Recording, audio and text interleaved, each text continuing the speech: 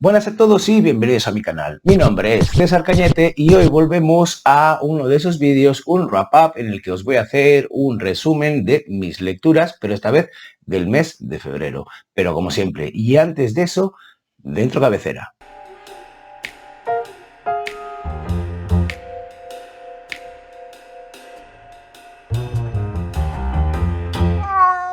Y os voy a hablar durante este vídeo de 5 lecturas que llevé a cabo en el mes de febrero y que quizás parezcan pocas, quizás parecen muchas, pero bueno, entre que son lecturas, algunas de ellas muy largas y que se me han empezado a cruzar lecturas de trabajo, pues es lo que da de sí un mes que quizá este año ha tenido un día más, es decir, 29, ha sido bisiesto, pero que acostumbra a ser el más, bueno, sigue siendo el más corto del año, pero que eso acostumbra a ser el más cortito de año y quizá no tienes tanto tiempo para leer. De cualquier manera, vamos un poquito ya rapidito y vamos a empezar con el primer título del que os quiero hablar, que es Como bestias, de Violán Begó.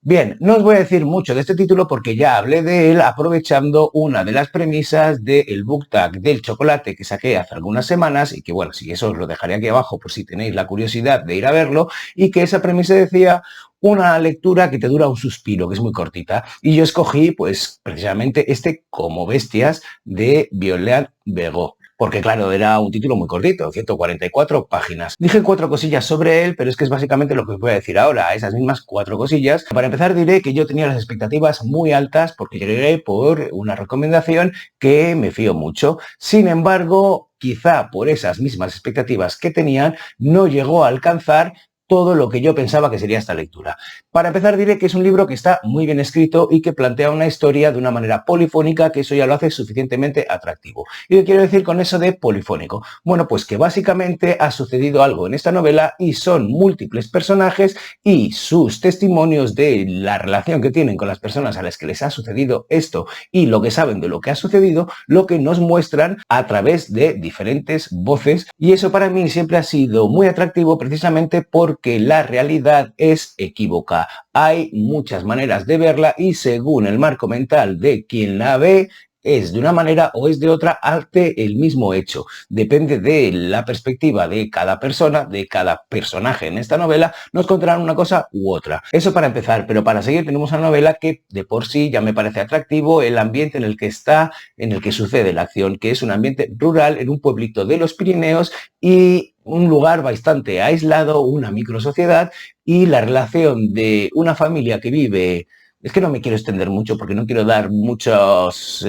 pinceladas de lo que es el argumento porque es parte de lo que entraña lo bueno de esta novela. Pero solo diré que sucede algo con una familia, una madre y un hijo que viven aislados de un pueblo de por sí, un pueblo de montaña que de por sí ya está bastante aislado en comparación a lo que estamos acostumbrados. Lo que le suceda a este personaje, al chico, al hombre que es hijo de esta mujer que viven aislados en la montaña, es a lo que atenderemos los lectores a través de esas voces que os decía. Bien, ya os digo que es una historia muy cortita.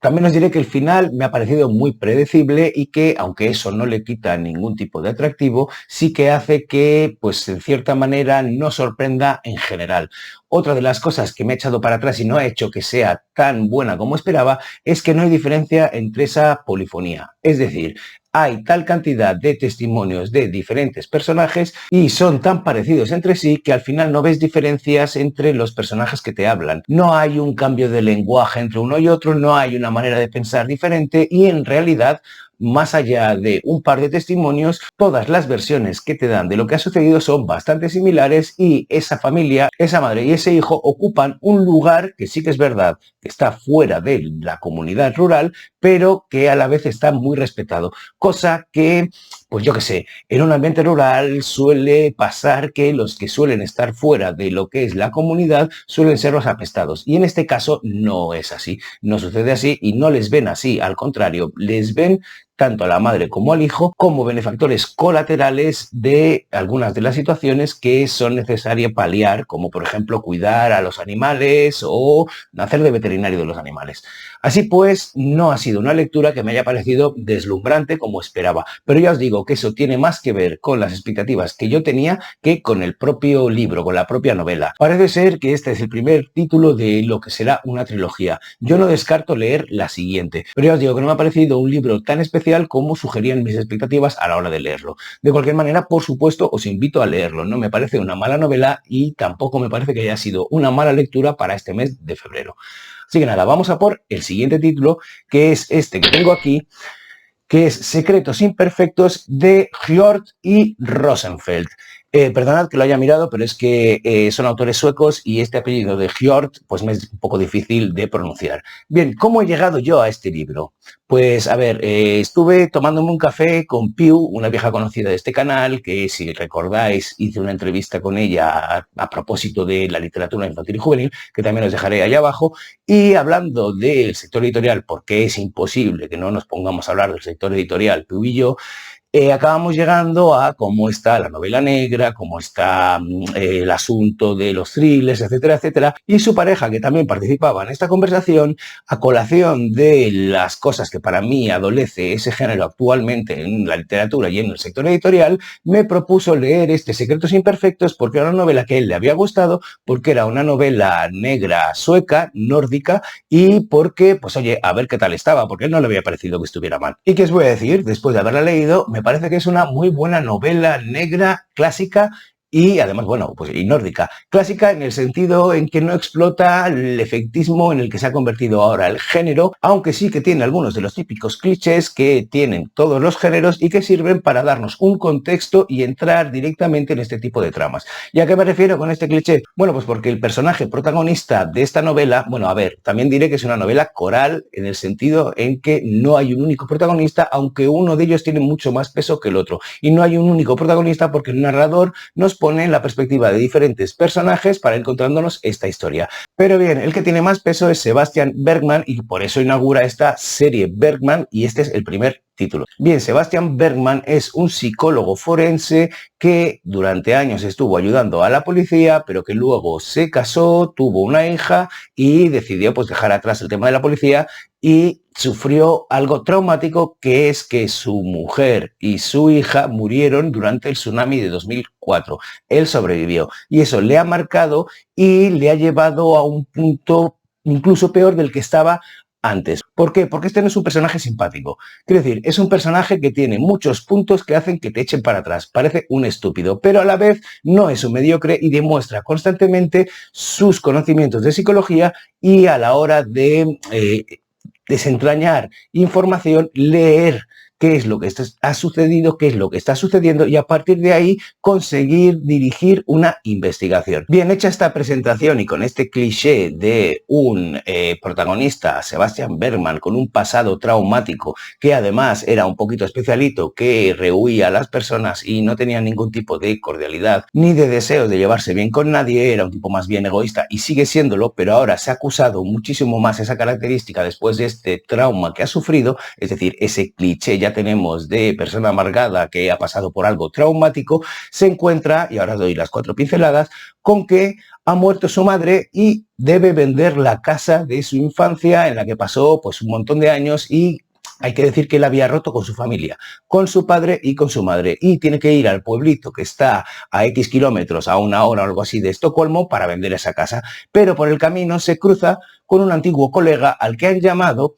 que es de la brigada policial que se encarga de asesinatos, para resolver un extraño asesinato de un jovencito de 15 o 16 años que ha aparecido sin corazón, con un agujero en el pecho y con no sé cuántas puñaladas en un bosque de allí alrededor. Y da la casualidad de que la madre de este chico es vecina de los padres de Sebastian Bergman. A partir de ahí y de algo que él encuentra dentro de la correspondencia de su madre, y es la posibilidad de que haya tenido un hijo hace 30 años, decidirá unirse a esta investigación para intentar desentrañar dónde está ese hijo y si va a aparecer después de esos 30 años en el que él no ha tenido nada que ver, una especie de redención a través de un hijo. Eso le llevará a echar una mano y a volver a sentir lo que sentía antaño cuando ejercía de psicólogo. Dejar atrás la adicción al sexo, que es lo único que le hace sentir vivo ahora y que utiliza a las personas, a las mujeres con las que se acuesta como aspirinas, como algo que pueda paliar ese dolor que siente por haber perdido a su familia y conseguir resarcirse. Bien, en realidad no os he contado mucho de esta historia, pero os diré que está llena de giros, pero son giros que son verosímiles. Aquí tenemos una trama que también es bastante rural, en el sentido de que sucede en un pueblito del norte o hacia el norte desde Estocolmo, y es sencillo creer todo lo que sucede, por lo que no hay ese efectismo del que adolecen ahora las novelas negras actuales. No tenemos un malo que está a la altura de la gran mente cerebral y el gran intelecto que tiene el protagonista, Sebastian Bergman. No, aquí tenemos algo que se ha ido liando poco a poco y de una pieza de dominó ha caído otra y tenemos un mosaico que es completamente entendible, completamente creíble y muy disfrutón. Se puede leer con mucha facilidad, los capítulos no son largos y ya os digo, tenemos una novela negra que a mí no me va a costar continuar con la saga. Así que, oye, saludo a la pareja de Piu y le agradezco que me lo haya dejado, que te lo devolveré, por supuesto. Y bueno, pues ya os digo, es el primero y os recomiendo, o si queréis un poco de novela negra nórdica que esté bien, os recomiendo este Secretos Imperfectos, porque además tiene un girito final que está muy bien llevado y que de nuevo te lo vuelves a creer. Y si a todo eso le sumas que a pesar de que ves que ese personaje principal, Sebastian Bergman, es un estúpido y es muy difícil que crear empatía y que te caiga bien, que para mí esto es uno de los ingredientes para que deje a un lado una novela y lo mande a tomar por saco, pues en este caso no ha sido así. De hecho, he conseguido que hasta encontrarle un lado bueno a este señor, porque es tan malo lo que te ponen al principio que según las cosas que hace, a pesar de su egoísmo, te acaba cayendo bien. O por lo menos eso es lo que me ha sucedido a mí. Así que nada, vamos a por la siguiente lectura, que es El silencio de los corderos de Thomas Harris, que no es una lectura, sino que es una relectura, pero que podría decirse que es casi una primera lectura, porque hace 30 años lo he estado pensando que lo leí por primera vez. Os digo que aquí esta edición que tengo yo es la de Círculo de Lectores, cuando existía Círculo de Lectores, y dice El silencio de los inocentes. Tengo un vídeo a colación de eso de poner títulos y traducir títulos de otros idiomas al castellano y por qué han llegado de una manera u otra a ser lo que son en castellano. Así que nada, os voy a emplazar y no lo voy a explicar aquí a verlo, porque pondré abajo el enlace por si le queréis echar un vistazo. Bien, El silencio de los corderos. ¿Qué me ha pasado a mí cuando he leído esta obra ahora en febrero? Bueno, pues que no me podía quitar de la cabeza la película de Jonathan Demme con Jodie Foster como Clarice Starling, que es la protagonista de esta novela, y que no os opaque esa figura que ha opacado completamente esta saga, que es el doctor Aníbal Lecter en esta película interpretado por Anthony Hopkins. Decía que no se opaque la figura de Aníbal Lecter, Anthony Hopkins en la película, en esta historia, porque el protagonista, la protagonista indiscutible es Clarice Starling, es decir, Jodie Foster. Y esa es una de las cosas que mejor me he podido notar con esta novela, porque si bien la adaptación de Jonathan Demme es maravillosa y es súper fiel al libro, aquí podemos ver una serie de cosas que no se ven en la película. Pero antes de eso, ¿de qué va? Bueno, pues tenemos a un asesino en serie llamado Buffalo Bill, cuyas víctimas aparecen despellejadas en diferentes partes del cuerpo, en diferentes ríos de diferentes zonas, una zona geográfica amplísima, al que están intentando dar caza.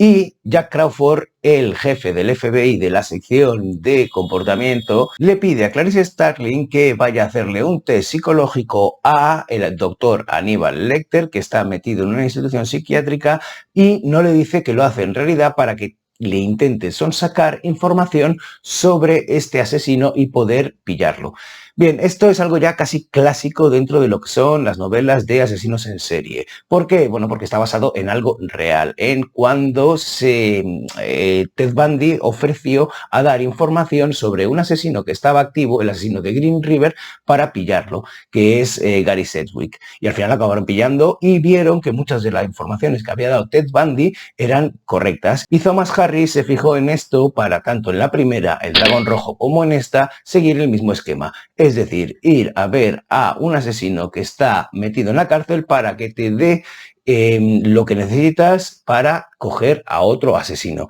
En realidad esto es Headhunters y es la serie de Headhunters y es como nació el tema de la perfilación. A través de entrevistas a asesinos en serie que están encerrados, que les dieran las claves de cómo funcionaba su mente para poder trazar perfiles psicológicos y llegar a comprender o a avanzarse al comportamiento de los asesinos en serie activos que estén por ahí. Y esto ha ayudado a coger a muchos asesinos en serie, eso está clarísimo. Y bueno, ahora no se entendería la parte de la criminología sin la perfilación. Pero bien, me quiero centrar en el tema de Clarice Starling. Tenemos aquí a una jovencita estudiante que quiere hacerlo perfectamente, que viene de un extracto social más bajo y que quiere enseñar de lo que es capaz. Además, está dentro de un mundo completamente patriarcal y completamente de hombres, como son las fuerzas del orden, y más allá de demostrar lo buena que es, intentando indagar, intentando encontrar, intentando poner su granito de arena, también será capaz de dar su perspectiva de cómo han sentido las víctimas, lo que les puede haber pasado, qué es lo que los hombres no van a poder detectar porque no tienen una visión similar a la suya, porque parten de un marco mental muy diferente y eso le dará a ella una ventaja en cuanto a lo que puedan ver otros. Y está claro que es lo que sucede. A ver, a estas alturas de la película, y nunca mejor dicho, no temo hacer spoilers porque, a ver, esta es una novela muy conocida, basada en una película súper conocida, y quien no conozca ni la novela ni la película, les invito completamente a verlas, porque son una maravilla. Bueno, a ver la película por un lado, a leer la novela por otro, porque ambas son una maravilla. Y de nuevo digo que es una adaptación perfecta la que hace Jonathan Demme de esta novela, porque si bien una de las cosas que hay extra en esta novela, que es el punto de presión que tiene Clarice Starling, que no sale en la película, porque en ningún momento vemos que la tarea que le han asignado pueda hacer peligrar su carrera, por un lado, tampoco es necesario en la película porque ya hay suficiente tensión. Eso por un lado. Por otro lado, tampoco tenemos algo que sale aquí, que es la situación emocional de Jack Crawford, del jefe, cuya mujer está en cuidados paliativos porque está a punto de morir. Y eso también le pone un toque de presión a otro personaje que en la película es tangencial, pero aquí es bastante importante. Y finalmente, otra de las cosas que no sale en la película es que le sucede, más allá de una pequeña escena al final, qué le sucede, cómo huye, qué es lo que hace Aníbal Lecter una vez se ha conseguido fugar. Es cierto que tampoco es necesario, pero nos da una profundidad del personaje que nos permite verlo como un ser humano y no como otro de esos clichés que han acabado jorobando, desde mi punto de vista, el género de la novela negra, que es ese asesino omnipotente, omnipresente y que es capaz de cualquier cosa. Bien es cierto que aquí tenemos lo que es la génesis de ese tipo de personaje. ¿Por qué? Porque es Aníbal Lecter el que ha engendrado la cantidad de asesinos que han venido después, porque es una figura súper atrayente, es súper inteligente, es súper refinado y encima sabe en cada momento qué es lo que tiene que hacer para salir airoso y triunfar. También es cierto que aquí, a pesar de que es un asesino y que es execrable, tiene un carisma y un atractivo que nos hace disculparle un montón de las cosas que hace. Y creo, bueno, no, estoy bastante seguro que es lo que ha engendrado a muchos otros asesinos literarios que quizá no son tan atractivos, pero que sí que conservan un montón de características que ya están presentes en este Aníbal Lecter. De cualquier manera, aquí todavía no hemos llegado a retorcer tanto el género como para que sea inverosímil. Aquí nos lo creemos y aquí lo disfrutamos. Así que nada, os emplazo a leer esta pedazo de novela y por supuesto a ver la película. Ah, una cosa que quizá no he dicho es esa parte feminista, esa mirada que tiene Clarice Starling, que es muy consciente de su posición, pero que no va a rehuir en ningún momento el conflicto, o por lo menos va a intentar mantener siempre una posición en la que ella no se pliegue a reconocer la posición en la que le quieren colocar todos esos machistas, todos esos policías que me hacen miraditas y que la ven como es antes una persona atractiva que una persona inteligente que nos puede ayudar. No se va a plegar a eso y en ciertas escenas nos enseñará cómo consigue esquivar eso a fuerza de inteligencia por un lado y a fuerza de fuerza por otro. En fin, un gustazo de novela. Vamos a por la siguiente. Bien, ahora vamos con una de las mejores lecturas en lo que llevo de año y que creo que se va a convertir en una de las mejores lecturas de este año, que es este Inés y la alegría de Almudena Grandes, que además es el primero de los títulos que originan un proyecto que ella se sacó de la manga y que quiso hacer que no es otro que Episodios de una guerra interminable. ¿Y de qué se trata este proyecto? Bueno, pues es un proyecto galdosiano porque está basado en esa idea de los episodios nacionales de Galdós, de reflejar en la ficción momentos históricos que quizá puedan haber pasado desapercibidos, y en este caso Almudena Grandes lo ha traído a su terreno y ha querido o quiso, porque la pobre ya se murió en noviembre de 2021, proyectar una serie de 6 episodios en esta guerra interminable, o 6 episodios de esta guerra interminable, en el que explicaría hechos históricos que habían sucedido durante la Guerra Civil Española y sacarlos de la desmemoria para traerlos al presente porque, bueno, pues porque aquello de que quien conoce su pasado controla su presente y de paso controla su futuro. Así que me parece, además de súper necesario, súper loable este proyecto y esta tarea que se autoencomendó Almudena Grandes y que casi consiguió llevar a cabo porque, bueno, pues porque se murió antes y tenía escritos 5, pero tenía documentación y tenía más o menos, bueno, por lo que yo sé, tenía más que menos pensada la historia del sexto que cerraría esta saga de episodios de Una guerra interminable, que era Mariano en el Bidasoa. Me acabo de acordar de que hablé un poco por encima de este título cuando hice aquel vídeo de por qué se publica una obra póstuma de Gabriel García Márquez. Pero bueno, más allá de eso os voy a hablar de este en concreto. Esta es la historia de Inés y de un hecho que era muy desconocido y fue muy desconocido durante mucho tiempo, que se produjo en unos cuantos días, una semana, 10 días de octubre de 1944, cuando los alemanes habían sido expulsados gracias, entre otras cosas, a un montón de soldados republicanos exiliados españoles de Francia. Y en ese contexto, como un grupo de unos 8.000 o una cosa así de soldados cruzaron el Pirineo y ocuparon la Vall d'Aran, intentaron ocupar Viella, etcétera, etcétera. Lo que pasa es que esta fue una acción que ellos pensaban que los aliados les respaldarían para poder cargarse a Franco y que esta fuera la primera punta de lanza de expulsar el fascismo y la dictadura de España. Cosa que, como todos sabemos, no sucedió, pero bueno, pues habría sido bonito, ¿no? Habría estado bien ver qué habría pasado con una España democrática en un contexto de post-Segunda Guerra Mundial, etcétera, etcétera. De cualquier manera, más allá de este hecho histórico sobre el que pivota toda esta historia, os voy a dar 4 pinceladas de pues la historia en sí. La trama se centra en 2 protagonistas. Indiscutiblemente, y para empezar, Inés, que es una chica de familia bien, que se ve durante el verano de 1936 en Madrid sola y acaba pues convirtiéndose en parte y ayuda del bando republicano. A partir de ahí, y teniendo un hermano falangista, pues claro, es medio represaliada, la llevan a un convento, el hermano se la acaba llevando del convento y está viviendo controlada casi como una prisionera dentro de la casa de su hermano, aunque ella se lleva muy bien con su cuñada. Pero aprovecha cuando se entera, gracias a Radio La Pirenaica, que hay esta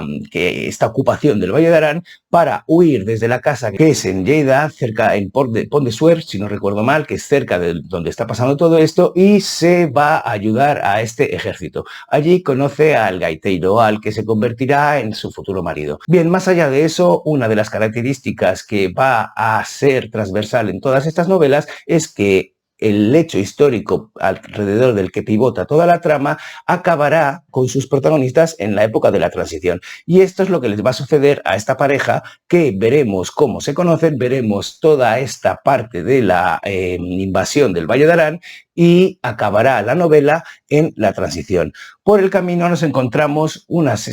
tipo de capítulos que a mí me encantan, que son estos capítulos con una estructura de cajas chinas. Es decir, tenemos un momento del capítulo que empieza en un presente, echa para atrás,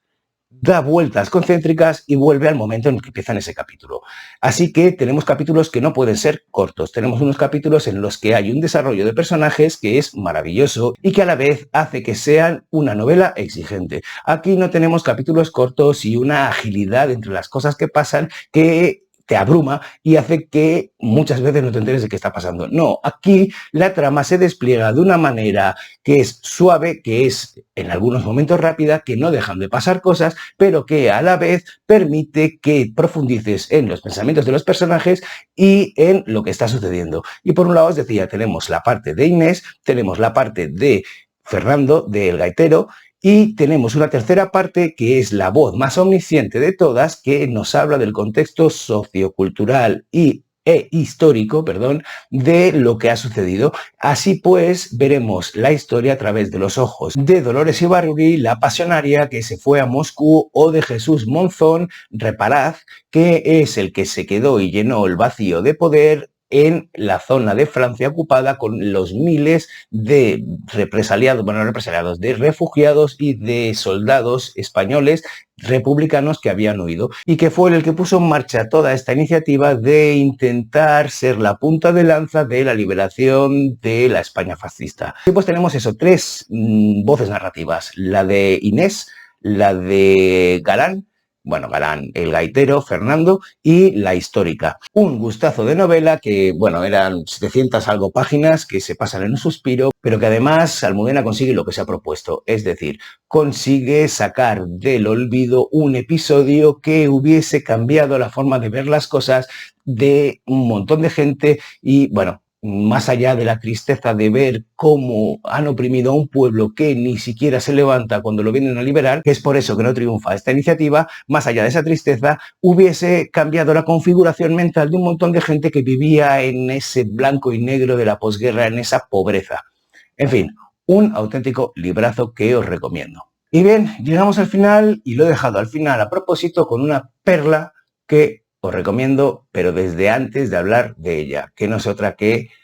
Brujas de viaje de Terry Pratchett. Bien, si estáis siguiendo algún tipo de numeración o en qué momento leer esto o aquello, os diré que este es el número 12 de Mundo Disco y que es el tercero de la línea argumental de las brujas. Ya sabéis que Terry Pratchett en su universo de Mundo Disco tiene diferentes líneas argumentales: la guardia, el progreso, los magos, las brujas, y cualquiera de ellos es una maravilla. Yo os reconozco que no he respetado la numeración. Yo no me había leído nunca ninguna de la línea de las brujas porque me daba pereza. No sé por qué, porque me he leído toda la guardia y me encanta. Los del progreso me encantan, los de los magos me encantan. En fin,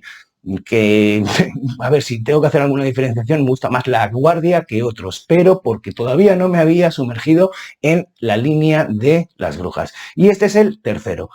Imagino que si me hubiese leído los anteriores habría algún pequeño detalle que hubiese tomado, hubiese cogido, hubiese entendido mejor, pero no me ha supuesto ningún tipo de problema leerlo sin saber nada de Magrata Hostiernos, por ejemplo, que es una de las protagonistas de esta historia. ¿Y qué nos cuenta aquí Brujas de viaje? Bueno, pues precisamente el viaje que emprenden tres brujas, entre ellas Magrata Hostiernos, en una misión en la que tendrán que hacer de hada madrina. ¿Por qué? Porque resulta que hay otra bruja que está utilizando una magia muy peligrosa, la magia de los espejos, cómo no, espejito, espejito, ¿quién es la más guapa del reino? Pues está utilizando la magia de los espejos para conseguir que los cuentos clásicos o los diferentes cuentos acaben haciéndose realidad. ¿Y qué sucede con los cuentos? Bueno, que cuanto más gente participa en ellos, aunque no se dé cuenta, se acaban convirtiendo en real. Una idea muy parecida a lo que sucede con los dioses y que también ha tocado Terry Pratchett en ese otro, en otras líneas, que es esta idea de que cuantas más personas creen en algo, ese algo más fuerte y más poderoso es. Otra cosa que también retoma Neil Gaiman, porque Neil Gaiman y Terry Pratchett eran amiguetes y compartían esta idea en, por ejemplo, American Gods. Pero no me voy a meter en American Gods, que estamos en Brujas de viaje. Bien, emprenden este viaje para tratar de evitar que una princesa se case con un príncipe en un muy lejano país. Por supuesto, por el camino se encontrarán diferentes aventuras, diferentes escenas que están basadas en algo que todos podremos reconocer, que son un contexto de cuentos clásicos. Entre ellas, por ejemplo, El Mago de Oz y ese camino de baldosas amarillas, o La Bruja del Oeste, o eso que caiga una casa encima de una bruja, o un montón, o el tema de las calabazas, el tema de transformar las cosas, en fin, que un montón de rasgos que son fácilmente identificables y que además los utiliza Terry Pratchett, como le caracteriza, de una forma irónica, hilarante y siempre con un toquecito de crítica que le queda muy bien a la historia y que la imbuye, además de una verosimilitud que permite que nos creamos cualquier cosa de lo que sucede en esta novela. Es divertidísima y además tiene aquello que siempre es un plus de el viaje, es decir, Pues sucede con El Señor de los Anillos y sucede con multitud de novelas, que es el viaje del héroe, que en un principio hay un rechazo por la aventura y luego va pasando por diferentes etapas hasta el triunfo. Y esto es un poco lo que le sucede a estas brujas de viaje, que acaban enfrentándose a esta otra bruja que utiliza la magia de los espejos y que no os cuento más porque no es tanto la anécdota de lo que nos cuenta, sino cómo lo cuenta y qué es lo que nos quiere decir detrás, que por supuesto es divertidísimo y bueno, ya os digo, esta es mi primera experiencia con la línea de las brujas y no va a ser la última, aunque ya estoy pensando en leerme Brujerías, que creo que es el primero de estas brujas, pero ya veremos, porque ya os digo, tengo unos cuantos por casa, tengo muchos por leer y después de la experiencia que he tenido, que ya os digo que es otro de los mejores libros de febrero, si no del año, también os lo diré, ya veremos, porque queda mucho año por delante, no me va a hacer dudar ni un momento en volver a Mundo Disco de la mano del amigo Terry Pratchett. A ver, os lo recomendaría sin ningún tipo de problema, pero tampoco sé hasta qué punto estáis familiarizados con Mundo Disco y si os gustaría este tipo, bueno, yo creo que sí que os gustaría, pero no sé si meterte directamente y a porta gallola con el mundo del Mundo Disco va bien con este libro o con o con el color de la magia, que creo que es el primero. Así que no me arriesgo a recomendarlo a ciegas, pero si ya tenéis experiencia con Terry Pratchett y ya conocéis su Mundo Disco, no importa, meteos directamente en Brujas de Viaje porque lo vais a disfrutar muchísimo. Bueno, y hasta aquí el repaso de febrero. Espero que os haya gustado estas lecturas y que me pongáis en los comentarios qué os ha parecido, si os habéis leído alguno de los libros de los que he hablado, si os coincidís conmigo o si disentís conmigo, que es una de las cosas que más me gusta, porque así podemos tener un tete-a-tete y, pues no sé, desarrollar una discusión sana y amigable en esto de la literatura. Así que nada, amigos, yo lo dejo aquí. Solo me queda desearos un felicísimo día y mandaros un besazo enorme. ¡Mua!